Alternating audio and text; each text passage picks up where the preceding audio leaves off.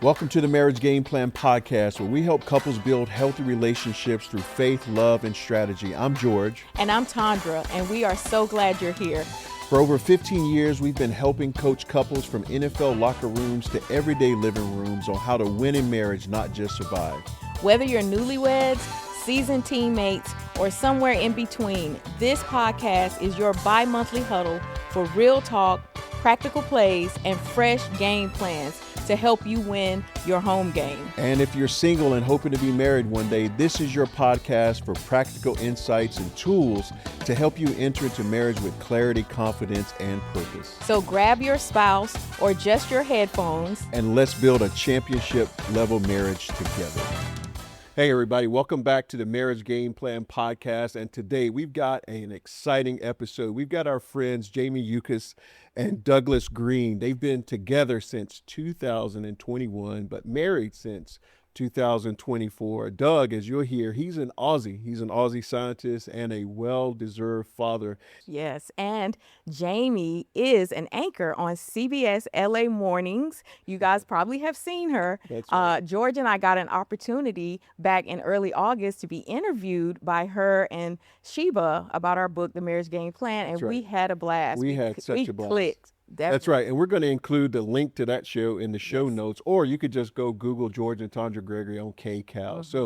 So Jamie and Douglas, welcome to the Marriage Game Plan podcast. Thank you. Thank you for having us. Yes. So something that you shared with us that I feel like our audience will want to hear is that you are so passionate about community and blended families. So share with us more about that. Well, I think I'll kick things off because as a stepmom and step-parent, there are no good resources for people. So as a journalist, I'm entering this relationship with this man who has a son going, okay, I'm going to be able to find everything I need to know. Wait, there is nothing. Wow. Or there is bad information. Yes. Or everyone is online just complaining about their situation. Yeah. And so I've really kind of dug in and tried to find the right resources and people. And I say that we're passionate about community because I think we've kind of built a little bit of community around that, wanting it to make it a more positive space for people, not a negative space. That's awesome to hear. There does need to be a lot of support around blended families. There's not a lot of resources, but more and more there are blended families who need resources to help with that transition. Douglas, what about for you? How has it been blending and being a part of this blended family? It wasn't easy at the beginning because it's all very new, and especially when you already have a son who already sees a mother figure in their life, and then all of a sudden, as I'm going on my journey and going back out in the world and wanting to, find another partner, if you will, and then I find this beautiful human that comes into my life, and I want to introduce you to my son, and it's like, wow, how do you go about doing that? Yeah.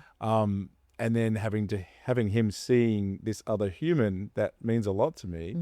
It's really interesting how we sort of went about trying to do that and blend it in and have our son sort of go, oh, wow, this is someone important in not just my dad's life, but also going to be important in my life. So, in his life, I should say. Sure. Yeah. Sounds like what you were doing is you were bringing the best of both your worlds into each other's existence and presence, right? That's the best way of putting it. Absolutely. But it's not just me. I mean, Jamie put so much effort in, especially into when first meeting my son, and how to go about slowly integrating that sort of existence of this other person in my life. So that was very interesting in how we went about doing it. It was a slow burn, but the slow burn paid off really well. Exciting. So listen, if there are not very many resources on this out there, I think I'm hearing you say, Jamie, that you might be creating some resources to help others out. I mean, with what Doug's saying is we really were intentional and we took it very slowly. I know people, when they get together and they fall in love, they want their worlds to come together, right? They want everybody to get along and be together. But it was really, we stepped back and said, we both came to an agreement, I'm not going to meet him until we're together for X amount of time. We even went back to his therapist at the time, and I literally had a one-on-one session with my son's therapist for 35, 40 minutes. Yeah. And I said, what is really the best way to tackle this? Because I want to make sure this integration process is really clean for my son, because we like to view everything from the lens of him and how best we can go about doing that. So, and that was to go about things very slowly and deliberately, but very slowly. And then even moving in together, it was interesting because you think okay, we'll make a moving day and everything will be fine. No. I slowly moved in over several weeks. Okay. Just kind of decided like on a Friday, maybe I'll come over, we'll have pizza, and then I'll go home. Yeah. Slowly get him used to me being there versus forcing myself Very into the slowly. space. Sure. You That's know? awesome. My dad's always taught me in marriage, he says, slow is faster, actually. Yeah. Right. And we're on the Marriage Game Plan podcast. And that is a part of a game plan, is not to do things expeditiously all the time or in our own timing, but to have the timing of others, especially when we talk about our children or children from previous relationships. And so, awesome. Yeah, Awesome. I really like the way you prioritize him getting comfortable and used to it, because you all know that you want to be together and you didn't try to put that on him. But I like that you prioritize that transition. And sometimes when we're blending families, we're so ready to just be a family that we forget, no, like it is a process of blending a family, and it starts long before you get married. So good. Right. So we jumped in talking about your son, but here's what we know, right? On the Marriage Game Plan podcast, we know that all love stories begin with the beginning, right? Yes. So tell us, how'd you guys fall in love and meet and fall in love? Yes. Well, it's kind of a funny story because there's a very simple answer and then there's a more complicated answer. So we met on Hinge, a dating app. Okay. The app meant to be deleted. Designed to be deleted. Or designed to be deleted. Yes. But I was never going to online date. This is not something I was going to do. Obviously, I'm in the public eye, as you guys know. I was absolutely adamant against it. I worked for CBS National News for almost 10 years here in Los Angeles, and I had a producer I worked very, very closely with, Alyssa Estrada. And Alyssa one day came to me and said, you just need to get back out there. I'd been dating. I dated some, people that were okay, but not really the one. And she's like, you just got to get back out there. Because what she would see me do is I'd break up with someone and then I would like be a recluse and not like leave my house. Yes. Not doing anything. And I was like, I'll in my own time. It'll be fine. It'll be fine. And she said, well, actually, you are online dating right now. Where's your profile? Whoa. You're on Hinge and you're on Bumble. And I was like, Oh, yeah? and it was literally a day or two before I was leaving to go cover the Olympics in Tokyo. Oh, wow. And I said, why would I do this now? I'm going to be gone like 3 weeks, almost a month. And she said, you're going to start playing my rules. If the man is not willing to wait almost a month to date you, they're not worth dating. Ooh. And so I went, you know what? I've been doing it my way. Yeah. It's not working. I'll do it Alyssa's way. Yeah. And we started texting away When you're in Japan? Tokyo. In Tokyo. So I had a picture up on my page that I'd been to Japan quite a bunch for work, and obviously I had a picture with it was blurred in the background was a temple. I said, "Where am I?" And then one day I get this message through the app, and it's like Japan, and I was like, "Oh my God, she knew!" It's like, "Oh, how did you know?" And I wrote back, "Oh my God, how did you know?" There was a And I'm like, picture. I'm here. I'm here. It's like, "Oh, you're in Japan right now," and we started on this 2-week text fest, if you will, Okay. through the platform. And eventually you were coming home, and we decided we would have a first date. Aw. And it was sort of funny because Jamie just got back, and because of the nature of her business, she's like, well, we were going to meet in Santa Monica. And she's like, well, I've got to go all the way down to Orange County today, and then I've got to come all the way back into the valley, and then we've got to bounce back over to Santa Monica. And I went, well, why don't I just meet you in the valley?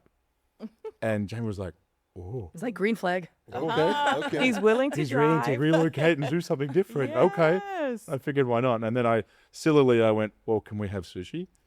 And I went, she's just been in Japan for 2 weeks. And I'm just like, can we have sushi? She's like, oh, great. All I want is a steak. But she was like, sure, no problem. Well, it sounds like you all are giving some hope to the online dating process, because lots and lots of singles are meeting online and getting married through meeting online. So, and there are some horror stories out there, but there are just as many, if not more, beautiful love stories that unfold by meeting online. I do think you have to be intentional about that. If there's a word maybe today, it's intentional. Yeah. That, like if you're going on there and you don't really want to be in a relationship, then don't be on some of these apps, but if I think we both were in the place that we were both divorced. We had both gone to individual therapy. We had done work on ourselves, and we were there to find someone. And so I think when I met Doug and realized that's where he was at too, it was like, okay. Right. As an intentional, I wanted to meet Sure. the next person for the rest of my life. So you meet, you fall in love, but what were you looking for when you thought about a future spouse, right? Somebody to say forever, forever, forever. What were you looking for? Well, so what's funny is, so when I went through my divorce, another Olympics. I was, it was Rio Redemption 2016. Olympics. Yes, I actually said I should do like a journey of Olympics of my love life, but it was during the Rio Olympics of 2016, and my stepfather was alive at the time, and I had a close relationship with him, which has carried over, I think, into me being a step parent. But I remember him saying he had been in mining and gone all around the world. And he said, you really should be with a Brazilian or an Australian. They love life like you do. Like you're not just passionate, like you love life. You have this energy, and it doesn't match American men. Like you need, and it's not like I intentionally went, okay, I'm going to go find a Brazilian or Australian. Yeah. But I had family in Australia. I'd been going to Australia since I was 19. I've always loved Australia. And so then when we met, and we started connecting, and I've been to more of Australia than Doug has. So that's another story. But I think you appreciated that I also had the connection absolutely. to Australia. Yeah, but I mean, I was looking for someone that was, a solid and purposeful intention that was going to be able to handle. Obviously, I already had a son, so it's going to be able to handle that, which is a big deal. Like, Sure. Having to go, well, that's your kid, not my kid.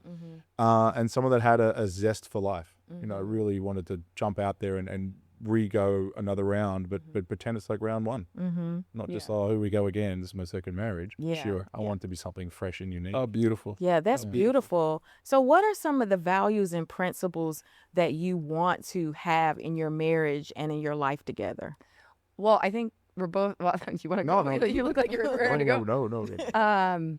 Like we're both such adventurous people.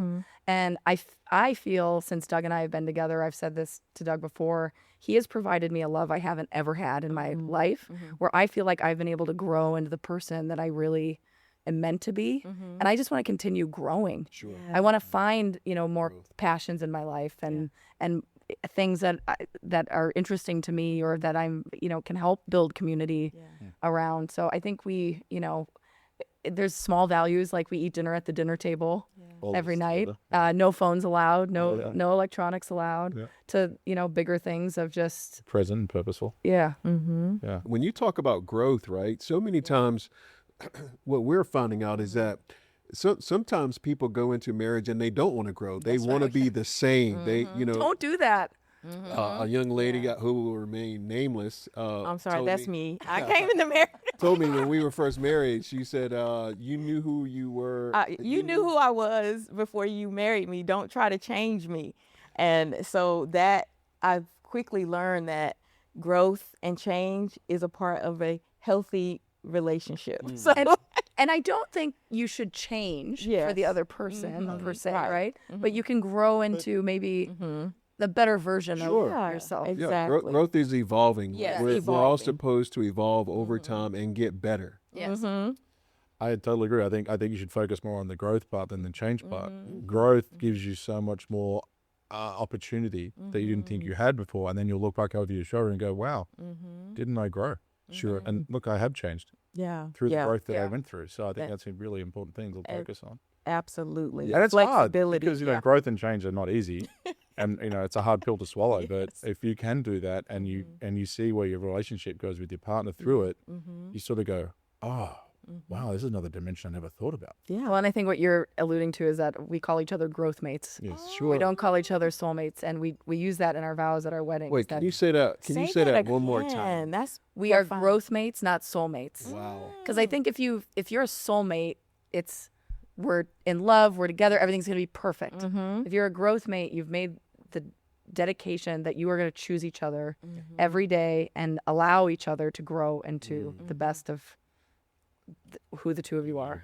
That's beautiful. That is That's a beautiful. wonderful value. I want to say to our listeners out there today, listen, if you want to take any nugget from today's conversation, listen, you are growth mates, not just soulmates or not soulmates. You are growth mates. And that helps us to build our marriage game plan, I think, one step at a time, right? Absolutely. Yeah. So when it comes down to, we have a section called Facing Opponents, right? And, we're NFL chaplains, and we hear that you guys like you are? I didn't wear my Chargers sweatshirt for nothing. That's right. But Jamie, now you have on a Chargers sweatshirt, but are you a Chargers fan? Well, here's the thing. I tell everyone, I'm a Minnesota Viking fan. Okay. And if anyone actually does follow the NFL, they know that that is the most heartbreaking team that you can follow. We've never won a Super Bowl. Okay. Every time we get close, we choke. We've been through like 8 quarterbacks in 6 or 7 years.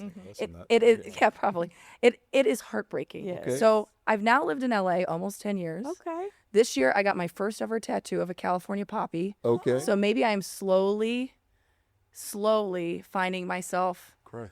Maybe I'm growing into a Charger fan. Maybe I'm Growing growing into a Charger yes. fan, evolving Maybe. into it. We'll see where it Well, goes. welcome to the dark side. How about that? Welcome to the, and Douglas, what's your team? Oh boy, this is going to create a lot of controversy. Uh-oh. New England Patriots. Okay. Okay. He's Australian. Why I does was- he even like football? I was gonna say I didn't even know Long that story. NFL football was a And it Australian started thing. and it started. Oh, funnily enough, it started during the 2000 Olympics in Sydney. Olympic theme. Wow. Oh. Yeah. Anyway, we won't need to go there. It'll take a long time. Well, that's interesting, right? Knowing that we all have a love for NFL teams and competition, we understand.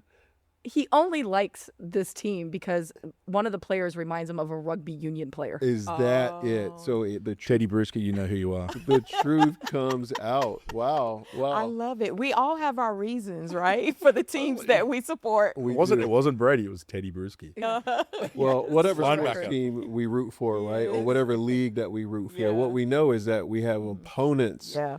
that we face, and that's no different in our marriage, right? So we look at each other all the time and we say happily ever after soon wears out or wears over. Oh, yeah. The Once you dust get does married, settle, right? yeah. The dust does settle. So in your marriage, right, we want to know, how do you overcome certain things in your marriage? Or let me say it like this: what are a few challenges that you faced in your marriage, right? And how do you work together to overcome those challenges? I'm going to try to very carefully articulate this. When you do go to blend families, it is not just about your future partner and the child who you are being very intentional about, but there's usually another adult human being in the room, right, who is the biological parent, Okay. who should have total say over medical decisions and school decisions and all the big things because they're in it.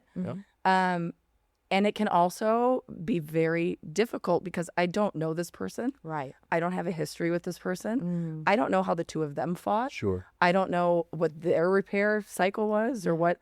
And so not only sometimes when you're fighting, you're like, wait, do you think I'm your ex? Because that's not like, what are you thinking right now? But also sometimes information from the other household that you're like, how am I going to process that and handle that? Yeah. Do I want to escalate this and maybe cause problems in my relationship because this other person is deciding to have input, or am I going to just like let it be and deal with it? And that gets really, really hard. And I think in the beginning, Well, I think at the beginning too, my boundaries weren't probably set properly. I think too, and I think that was something that I had to learn in going into our relationship. Was like, oh, my boundaries were a little lax, and I need to put those in place, not to be cruel to anybody, but also to prioritize and to make sure that Jamie's getting my full devotion and love in the correct way. And in doing that, I need to set boundaries around particular things, and I think I was not good at doing that in the beginning. So that was a challenge. That wasn't easy for me. Sure. Yeah. And I had to learn along the way. Therapy helped. yeah, Couples therapy helped. Okay. we love Dwayne. We love Dwayne. All right. He's our therapist. We just put it out there. We adore him. He's our therapist now. He's fantastic. Oh, he was in our vows He was too. in our vows as well. But I think that was a big challenge, and I think it was harder on me maybe sometimes because it was a blurred line for me. I didn't understand it very well, but I think Jamie saw it very clearly, Yeah. and so I had to go. Right, I got to pull my socks up here and do some homework on this, and it's on me. Yeah, it's on me, I and love to that. realize that and to fill those shoes. Sure. Yeah. That's awesome. I love that you can identify, right, boundaries, which is, I think a lot of couples, they need to understand what boundaries are, right? Boundaries of opposite sex, or too much social media time or phone time, or we're doing so much that we probably should stop. But then what you talked about was really slowing down, asking the right questions. We can be responsive, we can be explosive, but when you ask the right questions, then sometimes you can can learn what to say and what not to say just by reading the moment, which really talks about a healthy game plan. Yeah, and it takes so much self-control and maturity. Oh, and I didn't always have it. Okay. I'm not perfect. Yes. There are definitely moments. Yes. If But- if but this you other were- party was here, she'd probably tell you that. So I'll just put it out there. Yeah, so it's a part of the growth, right? Yes. It's a part of the Yes. growth. And I do love that you are, it's like a part of blending families is also like there is another parent Yeah. in this circle that we have to learn how to navigate. And we can't like separate that because it's best for the child Totally. when we can all be on the same team and supporting each other and supporting the child. And it is very difficult to do that unless you have Yeah. 3 adults who are at that level of Yeah. maturity Sure. and self-control and to keep the big picture in mind of what we're building together. Well, I love what you said about we're on the same team, because when we talk about we're on the same team in the book, we're talking about as couples. Yeah. But we're exploring more with that now because it's the same team as far as with blended families. It's not just you as a couple, but it's the child, it's the other parent, it's the other in-laws that are coming in and things of that nature. And so that's awesome. You're on the same team. You were about to say Well, something? and I just appreciate. So the funny thing for me is that I very much was like, I'm not a parent. I'm not a parent. I'm not a parent. And he would kind of look at me and be like, well, what do you think you're doing? You know? Let me take you back to our first couples therapy session. And Dwayne literally looks at Jamie and goes, but you are a parent. And I went, You are now a parent, whether you like it or not. Oh. You are a parent. but I never wanted to step on the other person's toes. I never, but now I do own, I am parenting this kid. And he will, because sometimes I'll still say, well, I'm not the biological parent, so I can't make, and he's like, but you're a parent. Right. Yeah. And I'm like, okay, thank you. Validation. Jamie, it's apparent that you are a parent. Okay? Yes. And I grew up in a single parent household with my mom. And that's something that she always said, we come as a package deal. If you want me, did. you want my child. And if you want my child, you want me. Yeah. Like we come together. And so, yeah, that's just a part of what you're marrying into. Yeah, It's like, yeah. hey, like this is a part of the deal. Yeah, yeah, yeah. So, we hope you are enjoying this episode. We also wanted to let you know we offer relationship coaching for individuals, couples, and groups needing more personal hands-on support and guidance. Yeah, to book a session, you simply go to our website. Now let's jump back in today's episode. So another question is, how have you learned to support each other's strengths and differences? Well, the funny thing, what do you think our differences are? Oh, yeah, that's Yeah, tell us. I don't know. Like, that's the funny thing is people meet us and we're both like very goofy. okay. Goofy, giggly, great sense of humor. Like we're both very people oriented. Very much so. Um, So it's more about building up our strengths yeah. and going, yeah. But I do tell people, I think when I said earlier, like Doug has given me love I hadn't had before, like I feel like I can take on whatever. I'm not going to go to him and say, hey, I'd like to now get my Master of Arts in Psychology at Pepperdine. Yeah. How do you feel about that? And he's going to go, no. He's like, great. Yeah. He's very supportive and anything. And then it's like, well, let's figure out how that's going to work. How's the schedule going to work? How's the finances going to work? But he's very much like, okay, if this is what you want, then let's figure out how to make it happen. Yeah. Yeah, because I feel so incredibly supported by Jamie as well. So it's a two-way street. And why on earth would you not want to help and support your partner in a new endeavor like that? I mean, that's a pretty heavy scratch to itch. Like come home all of a sudden, I want to do another degree at this time in your career. Sure. You're like, you want to do what? So it wasn't like this. Like, I can see you do that. Yeah. Let's figure that out and let's make it happen. Because if the tables were flipped, Jamie would be like, okay, what do we do? How do we get that done? So, and I think that's our relationship. I do think that's the difference about a second marriage. I think Yeah. if I look back, I did not have the maturity emotionally, maybe. My ex-husband and I were both a lot younger. We both were career driven. We both wanted certain things out of life that didn't necessarily match up with one another. I don't know that we had the flexibility to be able to give, where it needed. So I do think that was a lot of my work was that when I got divorced, I went, oh, I did contribute Yeah. in this way, Yeah. and I don't want to do that again. So when you say different, it's interesting because it's like we fight and we repair and we have arguments, Oh, but key. Another key word, repair. repair, Yeah. yes. But differences, it's, Yeah. I think when you go into a second marriage, there's just a lot, you think about things differently than you did your first marriage. Totally. Yeah. Not that I'm advocating that people have Like you're the sexual. veteran quarterback going into the game, and you've seen this play before. Yeah. I got this. Sure. Yeah. I'm going to go about this differently. Yeah, yeah. I like that. So what I'm hearing, that your game plan, in whether that's differences or conflict or strengths, is to really go into the mindset of how can I support? How can I support, and how can I bring my strengths to help this happen if this is something my spouse is interested in? And I love you can select differently once you know yourself. I tell people, George and I got married young. I'm not the same woman he married at that Well, that's, you guys might be in your third or fourth marriage. Who Yeah. knows? Hey.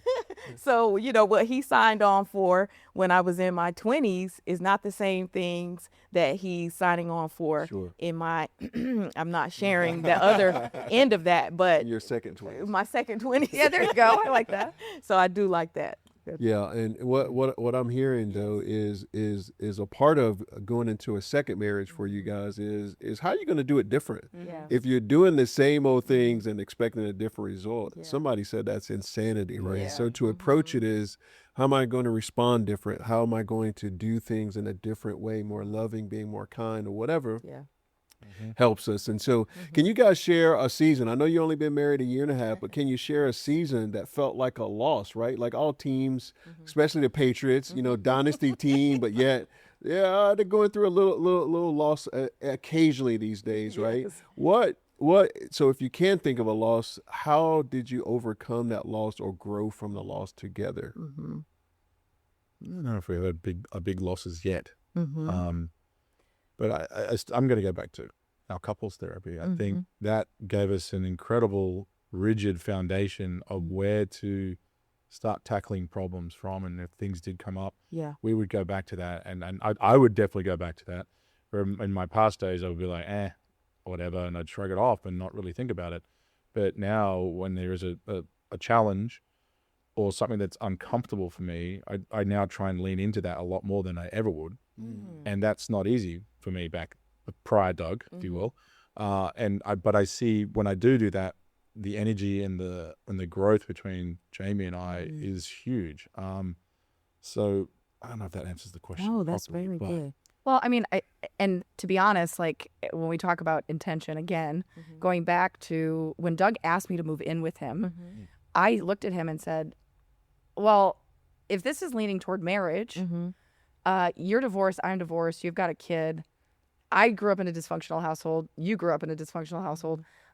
We both done our individual therapy, but to me, if that's where this is headed, we need to go to couples therapy. So it wasn't that there was anything wrong in our relationship, which is what I want to point out. It was that things were going really well and we wanted to keep growing. And I think what we found in therapy is that when moments came up that were feeling like a loss, maybe from the outside or family or other extended circumstances or jobs or whatever the case may be, we were able to get into that room and very quickly nip it in the bud, figure out how to deal with it, and that now have the tools moving forward. Yeah, that's maybe before it became a problem. Yeah. That's a viable game plan, Yes, it right? is. Like what I love about you guys is you guys are so open and honest. Yeah. Like we have a therapist. His name is Dwayne. Like we love Dwayne. We put him in our Wedding vows. right? Their promises is we will always walk with Dwayne because therapy helps, Yes. right? And when we work on ourselves, see, some couples out there today, they probably don't think that they need to work on themselves. They think Well, it's her everybody's got to fault. work on themselves. But sometimes couples do think that therapy is only for when there's problems and dysfunction. Sure. No. Why can't you have therapy when things are great? That's right. Imagine that, going to therapy session, already things are great, To cut and then things you off. walk out and things are even better. Exactly. Love it. And that's why I That could love really be terrible, Love couldn't it. it? They wrote this book, or I forget who's the author now, but it was called Good to Great, right? And he's basically saying, why have a good company when you can have a great company? It sounds like you're saying is why wait to have a a bad marriage when you can have a great marriage Yes. and you can have the help that you need throughout. It can elevate it to so many different things you just don't even know about. Yeah. You always take your current for an oil change. There's nothing wrong with going in for an oil change, if you will, if you have to see it like that. It's Yeah. okay. Right. Yeah, It's a good thing to do. It's definitely okay. You know, I transition here because for the sake of time, I do want to explore community because research shows that couples who have a supportive community have a better chance of success. I like that your therapist is a part of your community. What other mentors or friends or what other community are you building in your marriage at this time? Well, it's funny, if you watch the show, I'm always talking about my neighbor Helena Yes. and her husband Michael. Yeah. And they have been married a very, very long time. And they've been through a lot, but I think they're two people who we really lean on and talk to and have thoughtful conversations. And they're a little bit older than us. So that has been a wonderful relationship. But all Friends Kate and Carl. our friends Kate and Carl, who have also, they've been through their own trials and tribulations and just were able to have a little baby boy, which we're so thrilled for them. But, I think other couples in our life, I also just think, I feel very lucky. Like, we got married in Sydney, Australia, and we had 100 people at the wedding. 50 were American and 50 were Australian. What? And I had one Aussie and he had one American, like, type of situation. Okay. But, we just have people that have really, even if they live across the country, we're getting together in the summer, we're planning vacations together, birthdays together. We just have really good friends. Amazing. Wonderful. Yeah, and I think they really felt our intentions of being growth mates, and I think at our wedding they really felt that, and I think we're really blessed to have that, and they were so pumped. We're just so happy to be there for us. Yeah. They give us inspiration, I think, still. Yeah. So it sounds like a part of the game plan is not just therapy, but you have a community around you that you can cheer on, but they can cheer you on. And Yes. when you need support, they can be there to support I mean, you. we could go on with names forever. But We're always very open and very honest too, which I think. yeah. There's And no I like facade. that. And I like that because marriage can feel like such a private thing for couples. Yeah. And I always say because it's private, you don't want to just only have people you go to when you have problems. Right. You really want people doing life with you so that they have more context and support for you. And you want people who are also trying to have this healthy marriage as well. Well, and Go ahead. I've had conversations with some friends, even recently. Yeah. I won't name names. Yeah. But sometimes you tell your family too much.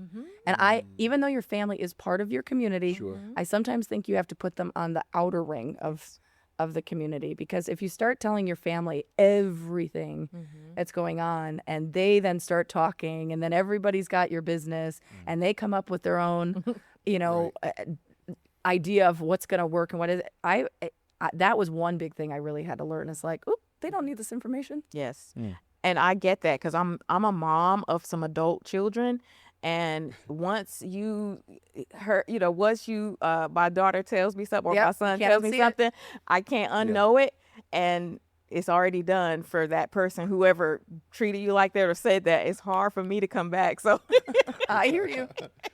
Well, that's awesome. Well, listen, guys, you've been married a year and a half, but let's look forward to the next 30, 40, 50 years. What type of legacy does Douglas and Jamie want to leave behind? Oh, that word. So deep. So happy. Yes. I think what a fun couple. Genuine, fun, authentic, real people that want to be incredibly inclusive of the community around them as well. I also want us to inspire other people. I have so hopefully many people look in to see that and go, why can't we be like that? Yeah. Sure. Well, we've had a few friends tell us who have gone through, their own divorces of, oh, you've given me hope that they're. Yeah, I had a We love particular them. friend back in Australia that I just learnt maybe a few months back that was found out that he was going to be divorced, and literally one of the things he said, almost word for word, was like, "What's given me hope to get through this is looking at myself and you and Jamie. So to see you guys, because he was at our wedding, to see you guys to be where you are now gives me so much hope that I can be there and I can grow through this and I can be better and I can get on the other side of this. And wow, look what could be ahead of me. Sure. Which Yeah. is huge. Yeah. Because I think a lot of people do lose hope. So I would hope we give a little hope. That's Yeah. right. That's right. Yeah. And And this is, go ahead. No, I was going to say, and we all need hope, because Yes. hope affects how we work at something. If we feel hopeless, then it can impact our efforts and intentionality and our hard work to put into a growing, healthy relationship or seeking a mate Yes. for the future, right? So, Yeah. Well, in our book, we talk about that if you are going to leave a legacy, you've got to begin with the end in mind, and then you start working your way back from that, right? And so, Well, if see, we don't ever want anything to end. So Yeah. that's our problem. When he says fun, we just want the fun to keep with us. Sure. Yes. And that's a part of your win, though, is you want to have fun, Yes, you I want to love be, that. authentic, and so Jamie, Douglas, sorry, thank you so much for being here today. This has been exciting. It has been exciting, and so much.